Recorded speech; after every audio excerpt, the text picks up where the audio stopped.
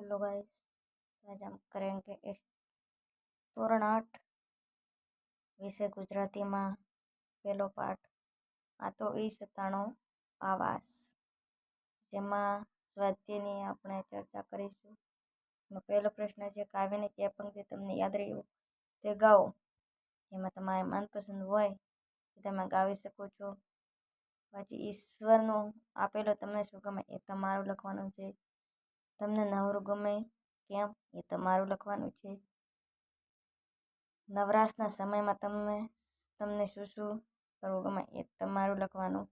તમે મિત્રો સાથે શું શું વહેંચીને ખાઓ છો એ પણ તમારે લખવાનું. પછી નીચે બીજા નંબરનો પ્રશ્ન છે, ઉદાહરણ વાંચો, સમજો અને બંધ બેસતા બસ શબ્દોની જોડ બનાવો. જેમાં અહીંયા છે પ્રશ્ન, જેને આપણે ચલીએ ચર્ચા કરીશું.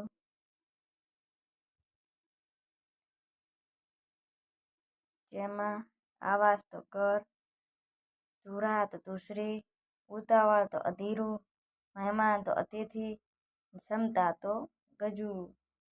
પછી ત્રીજા નંબરનો પ્રશ્ન છે, વાક્યોમાંના રેખાંકિત શબ્દોથી વાક્યનો ભેદ સમજો. આપેલા શબ્દોનો ઉપયોગ કરીને બીજા વાક્યો બનાવો.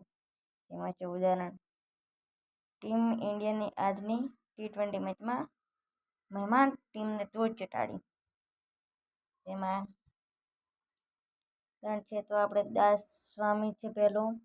તો આપણે કહ્યું કે આપણા ભગવાનના દાસ છીએ. ભગવાન જ આપણો સ્વામી છે. પછી બીજું છે હાસ્ય અને હૃદય. જેમાં પહેલું વાક્ય બનશે, મુશ્કેલ પરિસ્થિતિમાં પણ આપણે આપણું હાસ્ય જાળવી રાખવું જોઈએ. હૃદયથી મન હળવું થઈ જાય છે. આમ બે વાક્ય બનાવી શકાય. પછી છે ધીરજ, ઉતાવળ. જેમાં મુશ્કેલ પરિસ્થિતિમાં ધીરજથી કામ લેવું જોઈએ.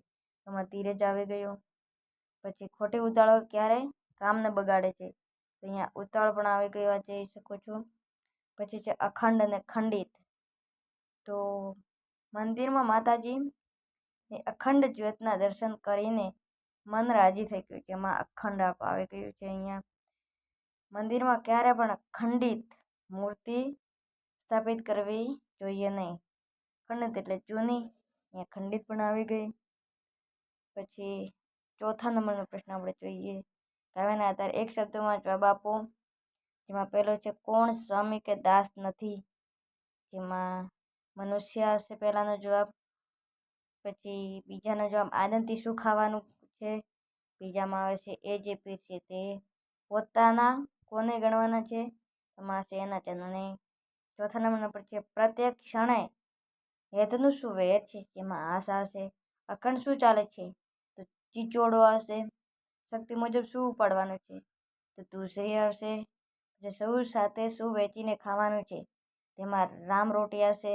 અમૃત જેવું શું છે. છાશ. તો આ તમે જોઈ શકો તો બધા પ્રશ્નોના જવાબ તમારે લખવા હોય તો તમે લખી શકો છો. આ બધા ચોથા નંબરના છે. પછી સૂચના મુજબ કરવાનું છે. એ તમારે પોતાની સૂચના મુજબ કરવાનું. આપેલા શબ્દનો અર્થ દર્શાવતી કાવ્ય પંક્તિ શોધી લખો. જેમાં જગત, આઈસ્તણો અવાસ ઉદાહરણ આપેલ છે. જેમાંથી સંતોષ, તો એ પીરસે તે ખાતું, રસ્તી એ આપે તે લે.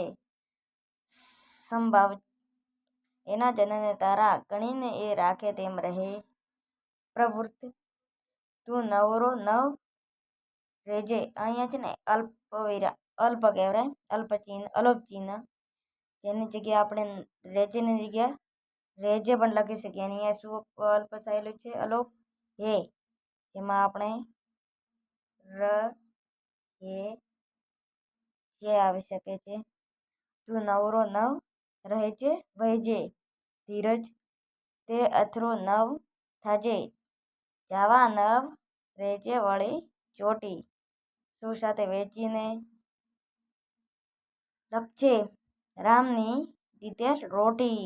તો અહીંયા 5 તમે જોઈ શકો છો. તમારે લખવા લખી શકો વિડીયોને સ્ટોપ કરીને. પછી જોઈએ 7મા નંબરનો પ્રશ્ન, જેમાંથી ભાવાર્થ લાગુ પડતો નથી એ કાવ્ય પંક્તિમાંથી શોધીને લખો. તો એમાં પહેલો છે, તું એનો આમંત્રણ મહેમાન છે. તું આમંત્રિત અતિથિ એનો મહેમાન અતિથિ થઈ ગયું. આમંત્રેણનો આમંત્રિત થઈ ગયું. પછી આ તો ઈશ્વરનું ઘર છે. તો આ અહીંયા આપણો પાઠનું નામ છે, આ તો ઈશ્વર સ્તણો આવાસ. પછી એના માણસોને તું પોતાના સમજ, એટલે કે એના જનને તારા ગણીને એ રાખે તેમ રહે. હું હંમેશા કામ કરતો જ રહેજે. તું નવરો નવ રહેજે વૈજે. કામમાં કોઈ અસર ન આવવી જોઈએ. કામમાં નાવે કદીએ કચાશ. અહીંયા આ આવેલું છે, અહીંયા છે આ આવે છે. અહીંયા આપણે લખીએ તો ના આવે, અહીંયા આવી રીતે આવશે. પછી 8મા નંબરનો પ્રશ્ન, તો તમારે લખવો હોય લખી શકો છો.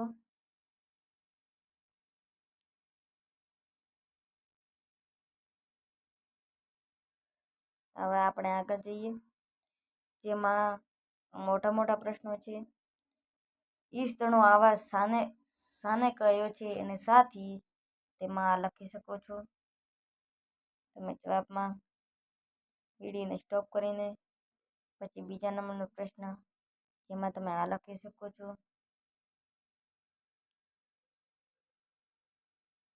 પછી ત્રીજા નંબરનો પ્રશ્ન, પછી ચોથા નંબરનો પ્રશ્ન,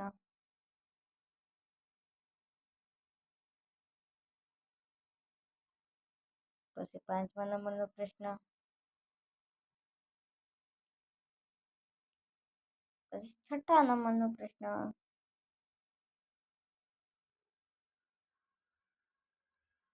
આપણે જઈએ હવે 9મામાં, કવિતાને આગળ વધારો.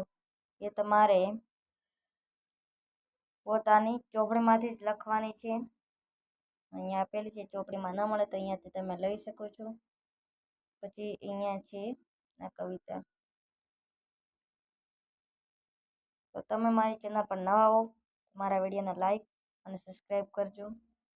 ફરી મળીશું બીજા પાઠમાં.